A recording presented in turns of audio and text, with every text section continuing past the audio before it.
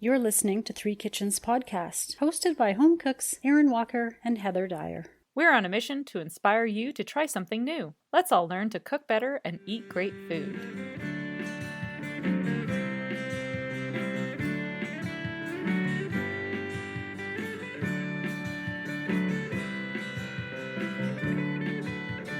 Hello and welcome to today's episode. My name's Aaron Walker and I'm joined by Heather Dyer. Hi, Heather. Hello. And we at Three Kitchens Podcast have a special guest to interview today. His name is Andy De Santis. He is a registered dietitian specializing in fatty liver disease. Yeah, and something that we learned is that even if this isn't something that's coming up in your radar as something that you need to look out for health-wise, he really explains to us how fatty liver disease and overall liver health really contributes to good general health.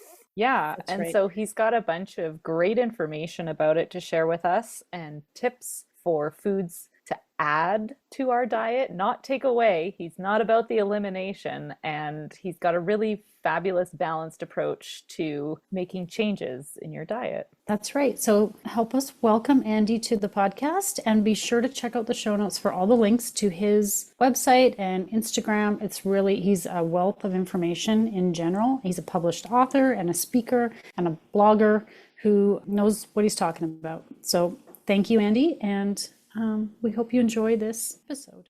Well, Andy, thank you so much for joining us. We're so excited to have you on the podcast with us to learn more about how diet impacts our health and how we can positively change our diets to affect our health. So welcome. Yeah, thanks so much for having me. Looking forward to chatting. And I was really looking forward to it. Appreciate being here. Awesome. So just let's look back historically real quick, do you know when people sort of first made that connection of you are what you eat, what you eat actually affects your health?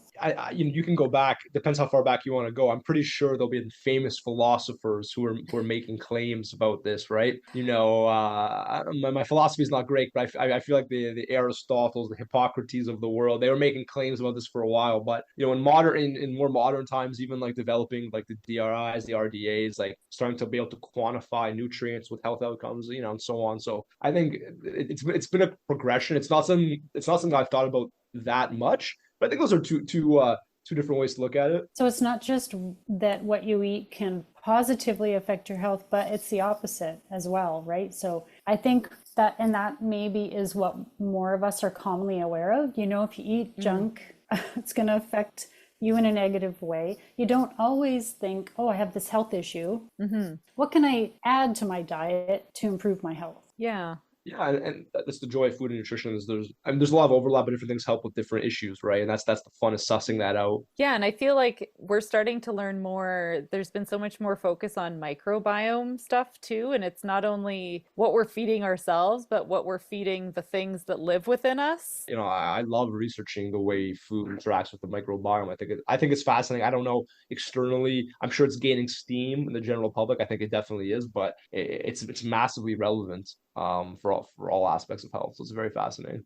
You said the word research. Do you conduct research? Are you part of research studies in your work? I'm not directly, as of yet, involved in research studies, but what I obviously quite enjoy doing is looking at data and research in the areas I'm interested in and seeing what lessons I can pull from that to create content, to better advise my clients and so on. Because I think, the closer you look at food, I think you realize to the earlier point of our discussion today that certain foods, and this is what interests me most as well, certain foods have certain compounds or advantages that other things don't have, right? Like there are compounds found only in citrus fruits, for example, which have some anti-inflammatory benefits, some cognitive health benefits. So if you don't eat citrus fruits, you may not tap into those, and then that just carries forward, right? And so that is what I'm really interested in, what I love looking into, because on some level, and I know that this is easier said than done with because there's always a new trend, but on some level, if you have someone who wants to pursue a balanced diet, that whatever that means, and there's all these different food groups, well, understanding which foods in those groups have something a little bit different than the rest,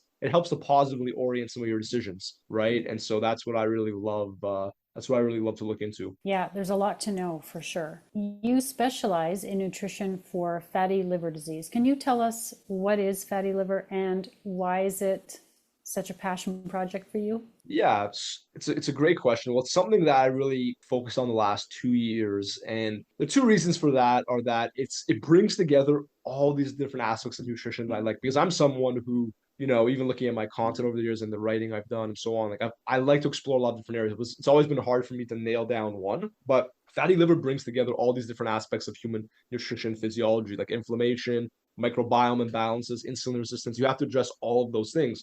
And the reason is because all of those things lead to fat being accumulated in the liver where it shouldn't be, and then subsequently lead to inflammation that can damage the liver over time. So fatty liver really just is exactly what it sounds like. Fat gets stored in the liver and it should not be stored there, and it becomes problematic. And the reason it becomes stored there is because there's a host of maybe, you can call them metabolic abnormalities that add up that lead to things not working the way they should internally. Yeah, it's never just one thing, right? That's really interesting. So, how common is fatty liver disease? I mean, numbers I've seen, it might be as high as 1 in 3 adults. Now, it doesn't mean that the diagnosis is at that level just yet, but there's a sense that there's a lot of undiagnosed fatty liver going on, as in people have liver fat accumulation, but maybe they haven't had. Well, there's a machine called the FibroScan, which is probably like the gold standard now to be able to assess liver fat accumulation.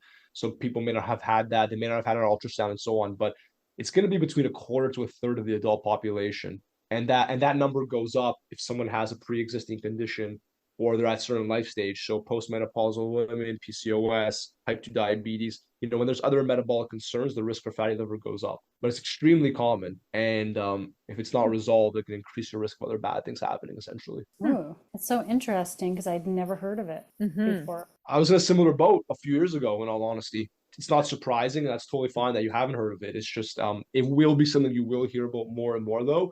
There's no pharmaceutical proof to treat it yet, so that will be like a revelation when that happens. Yeah, so it will be a topic of the future, which is what I want to jump onto it. Interesting. Yeah, I think often maybe the reason we don't always think about nutrition in terms of the next step, if we are diagnosed or the doctor says, you should think about this, is because there's always a medication for everything, right? Yeah. That plays a role. Yeah. If there isn't, then you don't have much choice. If you want to improve that situation, you have to find another way to affect your own health, right? Yeah, and to be fair as well, I mean, with fatty liver, there are so many different things that are going on. So I mean, it's a little bit different than just one thing. Like if you have, blood sugar or cholesterol, and it's one target. Like the liver, there's liver fat, there's liver scarring, there's all these different indicators that are dependent on so many different things. So it's a bit more complicated. But I think there will be a pharmaceutical for it eventually, if not in the near future. But I think the bigger picture, the reason again that I find it so fascinating is because you do need to have an understanding of nutrition that's pretty broad, understanding of where you could fall short and so on to reverse fatty liver disease. And so for me, it's almost like a proxy for me wanting to teach someone how my vision of what it means to eat as well as possible. It's just the fatty liver just adds the impetus to do so. So it's kind of like that's how I look at it. And I kind of get the sense too, like in a general way, what does our liver do? I mean, we know what our hearts do. We know how our stomachs work. Our liver is sort of one of those periphery organs that we don't really think a lot about. What is the role that our liver is playing in our overall health and body? So the vast majority of the blood in the body runs through the liver. It plays a significant role in detoxification, plays a very important role in fat and carbohydrate metabolism, which is just basically a fancy way to say that the word fat metabolism really is a fancy way to say that fat gets worked with the way it should, which means that if fat should be stored, in the adipose tissue or like the fat tissue, that it goes there, not somewhere else. Like that, on some level, that's what fat metabolism is. And fat metabolism is screwed up in fatty liver disease, for a variety of reasons, and then becomes self-propagating because if the liver is damaged and it's involved in fat metabolism, then it becomes a negative feedback loop where it gets worse and worse, right? But yeah, the liver has over 500 roles in the body. It has a role to play in iron metabolism, and that's obviously very important too. And then the list goes on from there. Detoxifying drugs and alcohol. That's the thing that's most famous for, probably. But yes, I mean it's heavily involved in a lot of physiology. how would you suspect that maybe, like, how would you be feeling if this is affecting you and you didn't know? What are those signs? Where do you begin? Where would someone begin if they've been given this diagnosis or? So the first thing is there's not necessarily a great deal of signs or symptoms. Some people experience pain in the upper right abdomen. Mm. Some people will feel general fatigue, malaise, but those, especially the latter there, that could be for a variety of reasons, right? It really comes to bear in the blood work. So elevated liver enzymes happen for different reasons, but the number one reason statistically is fatty liver disease, because usually liver enzymes rise when the liver is inflamed, and the liver becomes more inflamed once fat starts to accumulate in there. So elevated liver enzymes will be a big one. Sometimes if people have other metabolic concerns, like high triglycerides are another big risk factor for fatty liver. So depending on the medical care team, if the doctor sees high triglycerides, there's an opportunity they may want to get a fibro scan or an ultrasound. But usually it'll be liver enzymes that will be the kind of flashing light that brings someone there. And you mentioned reversing fatty liver. So I think most of us kind of have this idea that the liver can heal itself or regenerate if you change what you're doing. Yeah. So, Just to speak about briefly, like what it means to, let's say, reverse fatty liver. Well, so the device I talked about, the FibroScan, which is like an imaging device, and it's a word that will come up more and more in public discourse in the future, I think. But basically, it assesses two things. It assesses the amount of fat in the liver and assesses the amount of scarring in the liver. So those are the two indicators that are used to like detect the severity of fatty liver, and they can be reduced over time with exercise, supplementation, and nutrition. For example, a study came out that 150 minutes of brisk walking a week could reduce liver fat content by 30%. Okay, so brisk walking or more challenging activity for 150 minutes a week is an effective way to reduce liver fat content and contribute to reversing fatty liver disease, right? So that's one thing. Then we go from there. when you speak to clients about it, is that daunting for people? Do you find like 150 minutes?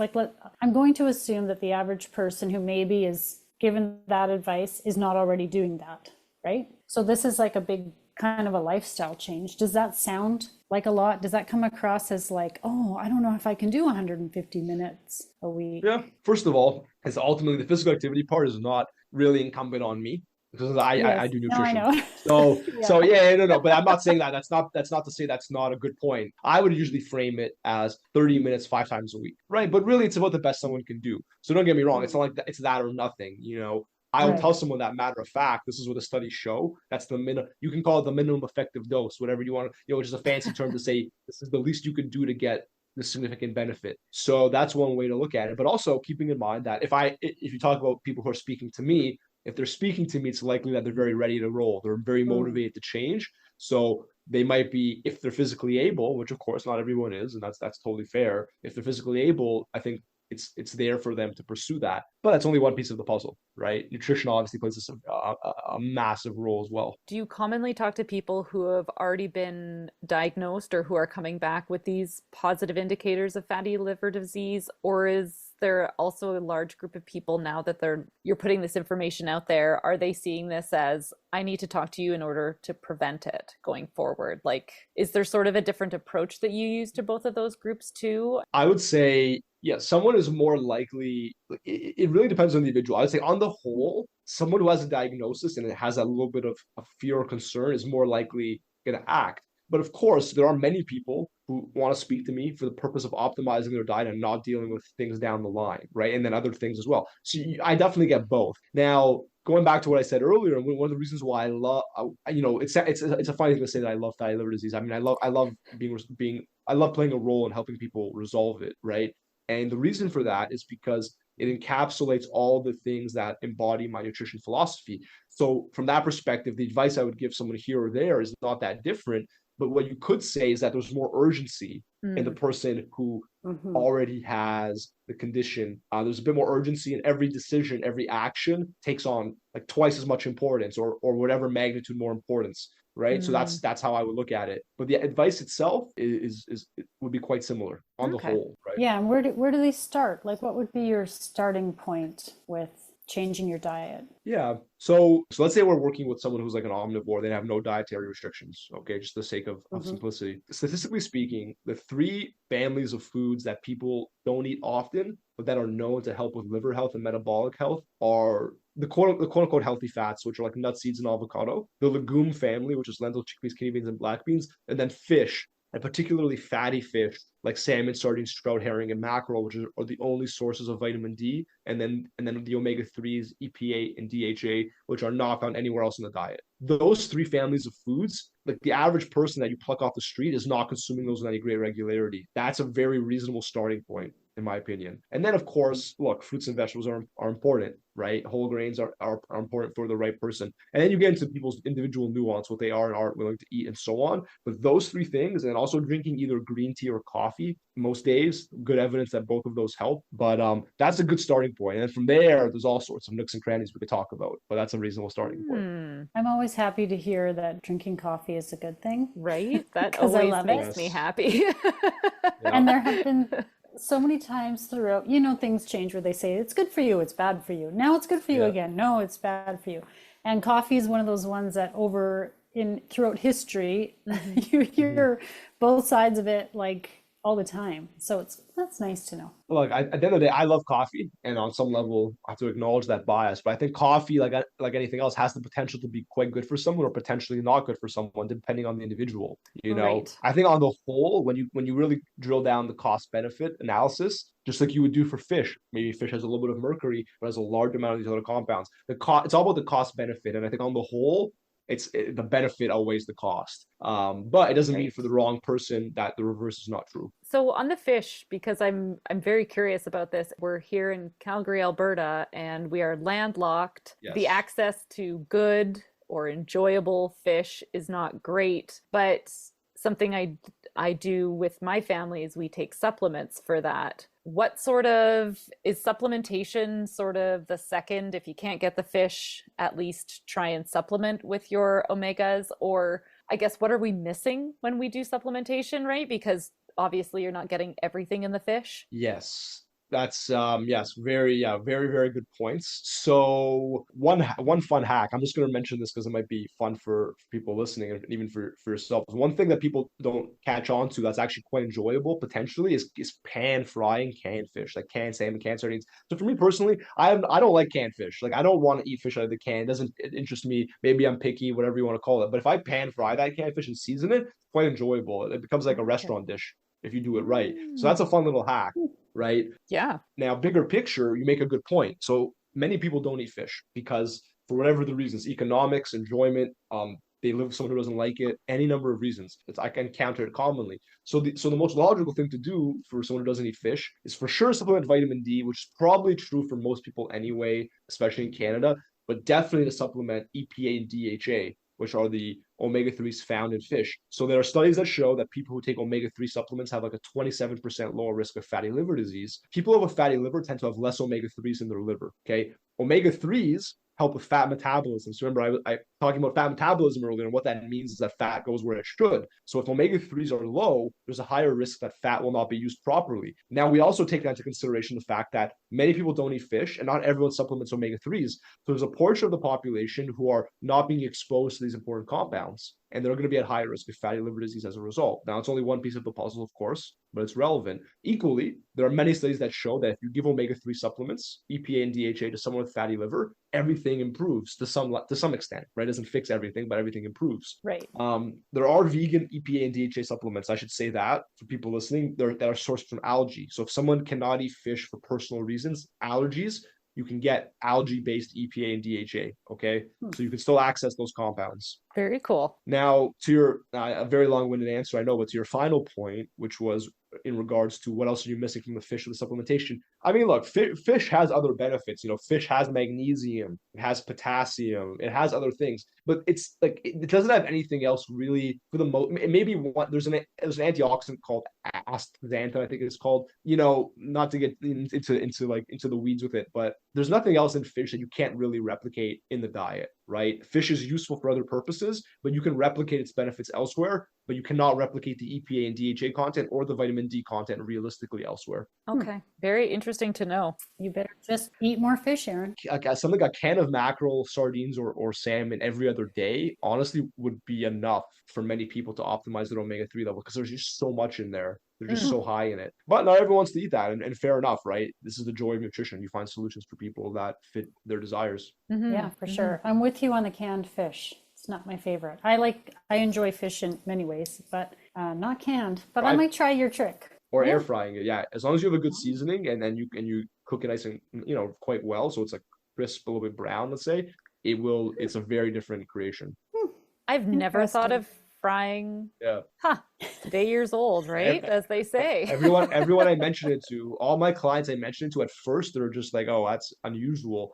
No word of lie. The success rate in terms of anyone who's tried it, they love it because it's economical, it's efficient, and then nutritionally it's very strong. Now, granted, usually what I'll say is to pan fry the fish with beans or spinach, which are all generally widely accessible, very nutritious. It makes a balanced meal in 5 minutes for very little effort. And again, to my point, like the legumes and fish are two of the underconsumed food groups that will benefit people to eat more, and you can kind of conquer all of that in one frying pan. So yeah, that's a fun little hack. That's fantastic. I really like that idea. And I'm always looking for something that's fast and nutritious and easy to make, especially if we're cooking and running. So that's a great tip. I will be putting that to practice for sure. I do hope you both try, and I hope you'll give me feedback, positive feedback. If it's not positive, then it's okay if you don't let me know. He doesn't want to know then. Hey, listener, we're just blown away by the kindness and generosity of our guests on the podcast. They lend us their time and share their knowledge with all of us so we can learn to be better cooks and bakers at home. If you enjoy our guest episodes, please see their links below in the show notes. Go follow and support them too. And if you have an idea for a guest, please send us a message. We'd love to hear it. Now, let's get back to this episode. We recently did an episode on pulses and learned just so much about, we need more of this in our diets, and we didn't even realize how easy it was to put it in. Yeah. Do you come across people who say, okay, now I have this list of things I should be eating to help this condition.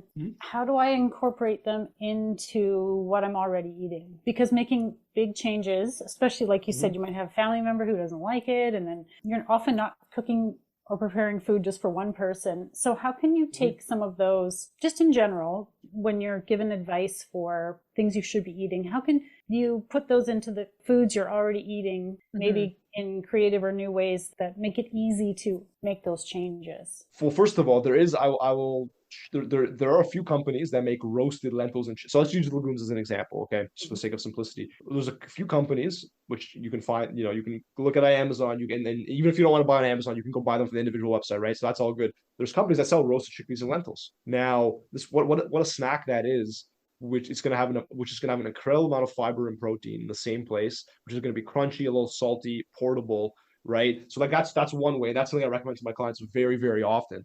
So that's one way. Now the other way is, let's say you're gonna cook with them. Well, think of a meal as 3 ingredients, right? And for the sake of, again, oversimplifying, but we pick a protein, a starch, a vegetable. So let's just say, for the sake of argument, that I want to eat more lentils. Somebody told me, someone read my post, they want to eat, they want to eat more lentils. Okay, so lentils are the starch. And then maybe they want to eat more salmon now because they're hearing that fish is good. So then we have salmon and a vegetable. What's their favorite vegetable? Broccoli. Go on Google, type in lentil, salmon, broccoli as 3 different words, and then see what comes up recipe-wise. And that's the starting point. You know what I mean? Or type in lentil, salmon, broccoli recipe, and just let that see where it takes you. That would be the easiest thing to do. Or of course, if you don't know how to fit it into the finer points, or how to decipher recipes and find the right fit, of course that's where you get from like looking at someone's Instagram account versus working with them, right? Because the information's there, but how to apply it for yourself strategically, that's something that can only really be offered at a high level in more customized care, right?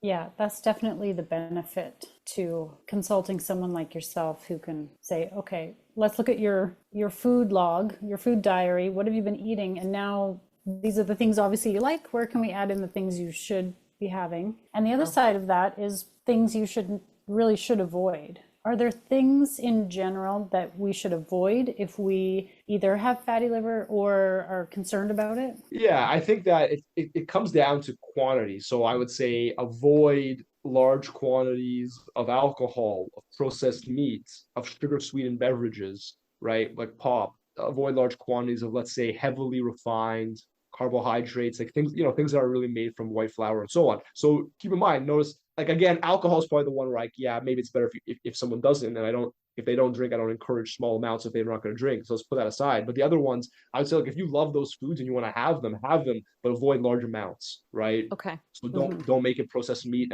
and pop daily, maybe, right? Because those are things that are objectively known to be like less than ideal to have regularly. But of course, it doesn't mean you can't have them, right? There's room with food, there's fun and there's function. And yeah, I want to trend my clients towards function, but there's always going to be room for fun. I think that's a really good point, because something that I notice often with the diet culture that we have or that we're exposed to is that we have to change everything, eliminate so many things, and it becomes something that's not sustainable, right? It's hard to make these changes if you're going to make them long term for your health, and you have to cut out 5 of your favorite foods all at the same time, right? So I think the concept of being able to sort of moderate what you're having in order to see benefit over time is really important to make that change long term. 100%. And there's no easy answer to those types of questions. It comes down to the individual, and that's the thing, right?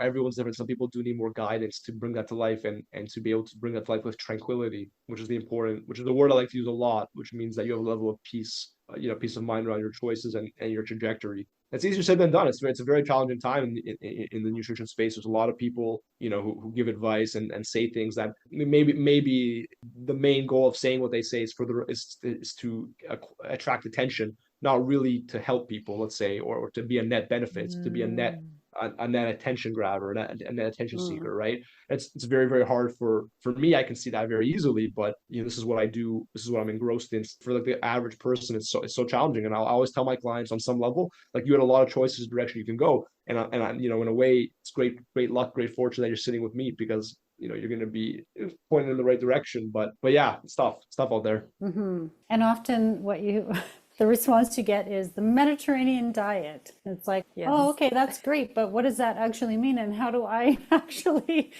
implement that? Yeah, how does that become? I don't live in the Mediterranean. Well, it's an interesting point. So I have an article on my website. It's called "The Best Foods for Fatty Liver Disease," and that's making us a catchy title. But what it really is within is a guide on how to do the Mediterranean diet.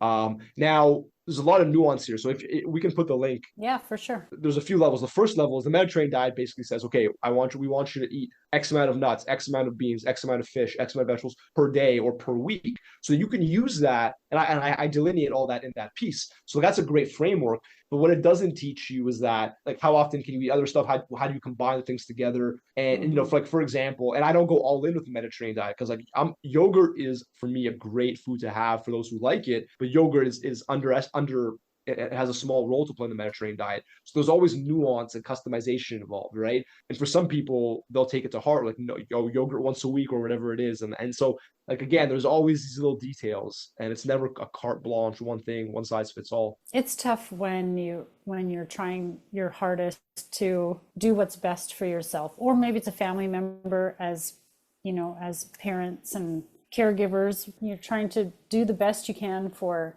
their health. And you do want what's easy, but then you're just looking at this sort of prescribed diet, and that becomes more difficult, I think, to stick within that box, right? Yeah, everyone's different. It's tough. It is tough. Like, people have different relationships with food, and there's different foods they like and so on. But yeah, I mean, just to say simply about the Mediterranean diet, like, that style of eating, trending more towards that doesn't mean you have to follow any strict parameters, but trending towards that more is probably the easiest way to conceptualize improving liver health based on the best available science that we have. Well, just look for those blue zones.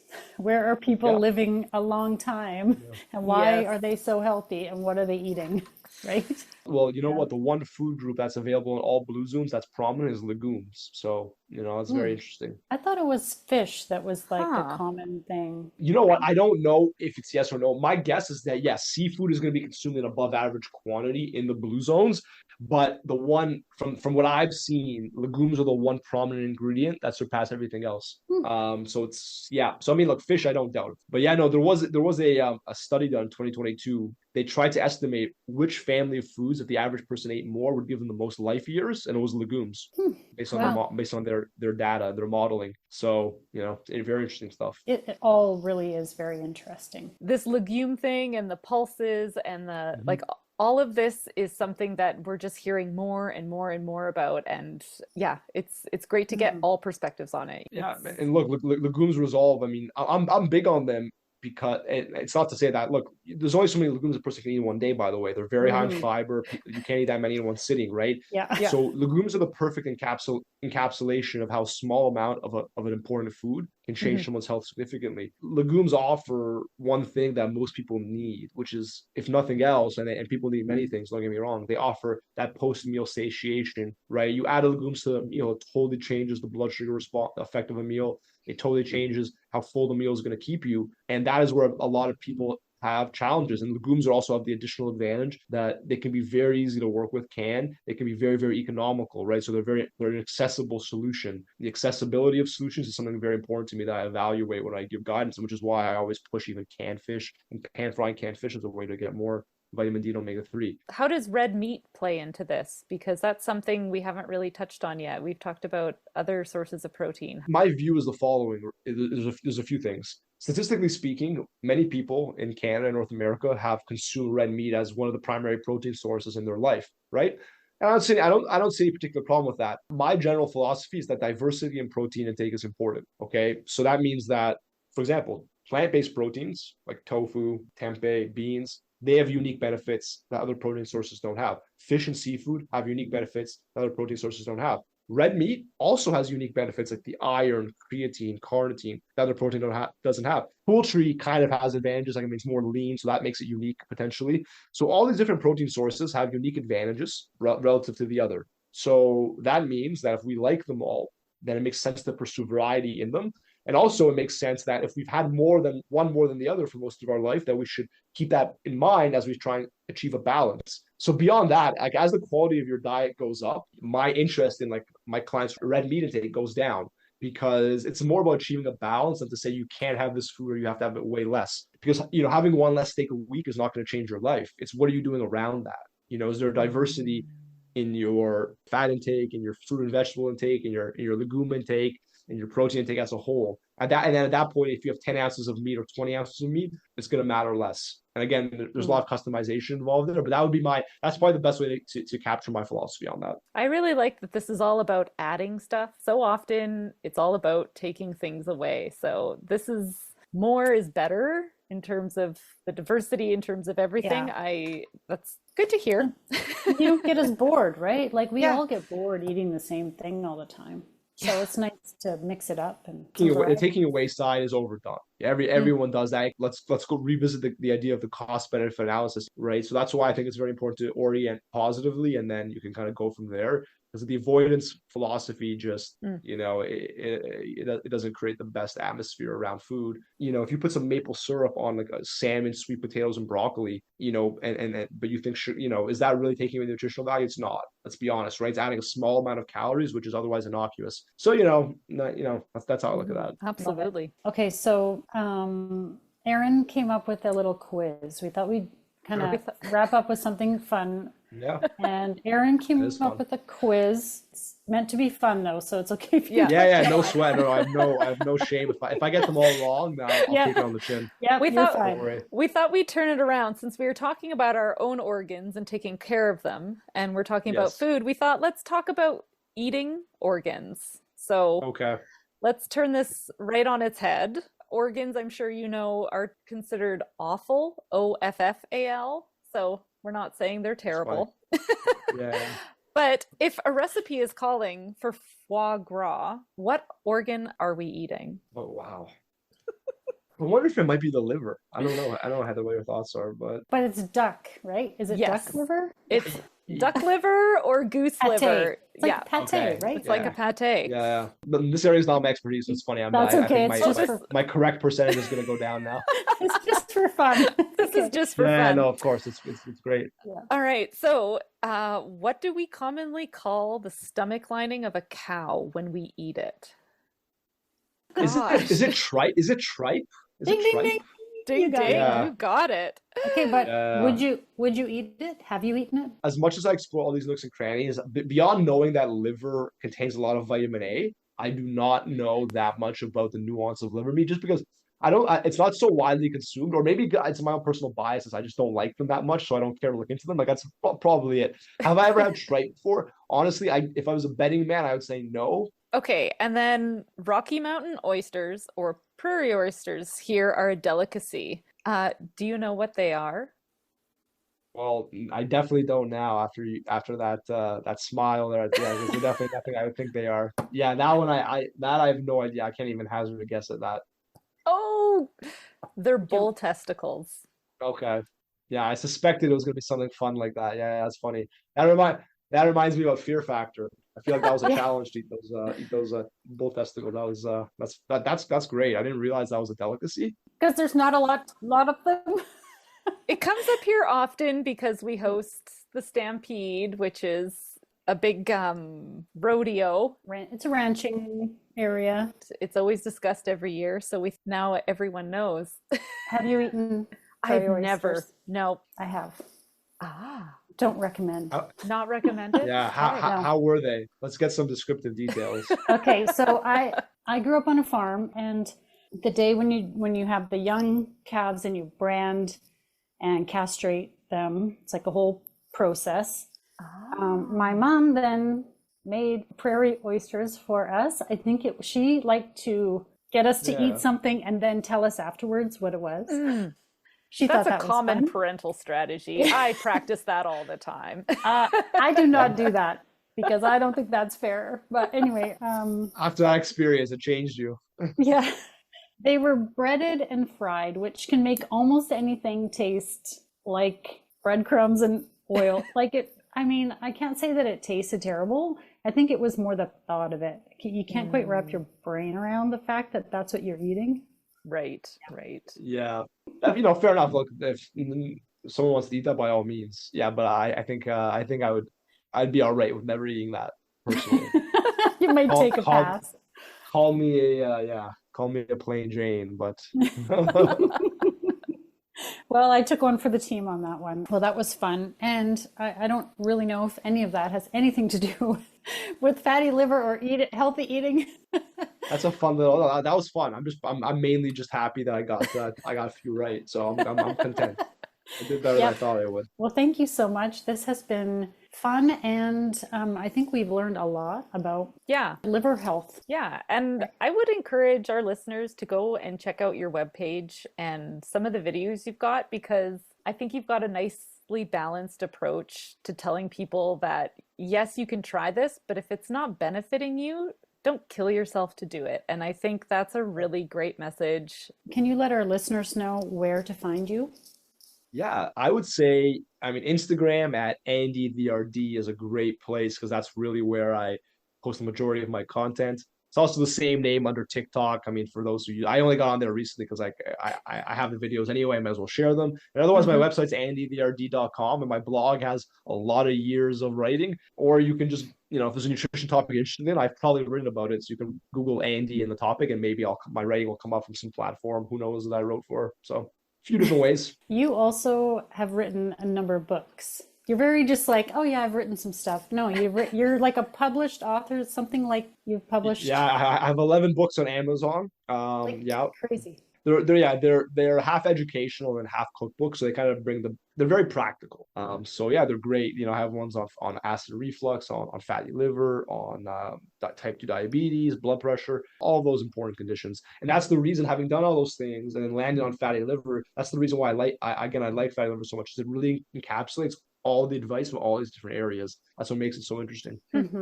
That is really cool. And on your website, for anyone who's listening who wants to go check out, there are also recipes there on Andy's website. Just make some good food and know that you're eating something that's healthy and that's got a bunch of research behind it. And yeah, there's 10 years worth of writing on there, so I'm sure there's something for everyone. Talk about all sorts of fun stuff. So yeah, no, I appreciate that, and thanks so much for having me. It was a very fun chat. It's explored all sorts of different fun topics, and yeah, no, it was a really great time. Really enjoyed it. Excellent. Thanks for coming along. And now for the fine print. Links to recipes and other things we talked about in this episode can be found in the show notes or on our website, www.threekitchenspodcast.com. Come say hello on Instagram, Facebook, Threads, YouTube, and TikTok. We'd love to connect. And if you enjoy the show, pass it on. Word of mouth is the #1 way people learn about new podcasts. Thank you so much for listening. Don't tell me if you didn't like it. Don't ruin the vibe.